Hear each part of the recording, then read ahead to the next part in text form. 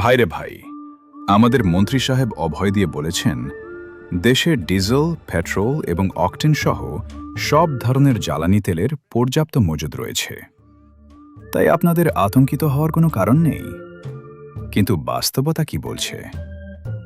এদিকে আমজনতা ৫ kilometre bike ঠেলে ২ ঘন্টা লাইনে দাঁড়িয়েও ২০০ টাকার তেল পাবে কিনা তার কোনো গ্যারান্টি নেই। এরই মধ্যে আলোচনায় এসেছেন খান এন্টারপ্রাইজের কর্ণধার জনাব নাটিক ইকবাল খান সাহেব। তিনি তো আতঙ্কে ঘর থেকেই বের হতে পারছেন না। তার ভয়, বাইরে গেলেই নাকি কেউ উনার পেছনে পাইপ ঢুকিয়ে সব তেল বের করে নেবে।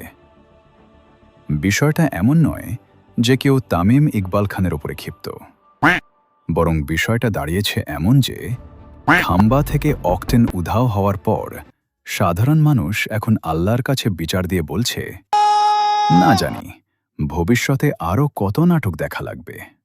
প্রশ্ন হল, এটা কি জ্বালানি ভাণ্ডার নাকি জালালি ভাণ্ডালি ভাণ্ডার? কিসের জন্য এই নতুন নাটকের উৎপত্তি? বাজেট পাশের আগেই কি এই কৃত্রিম সংকট? আপনাদের এলাকায় তেলের পাম্পের অবস্থা কি? আসলেই কি সংকট নাকি স্রেফ কারসাজি? যা ভালো মনে করেন কমেন্টে জানান।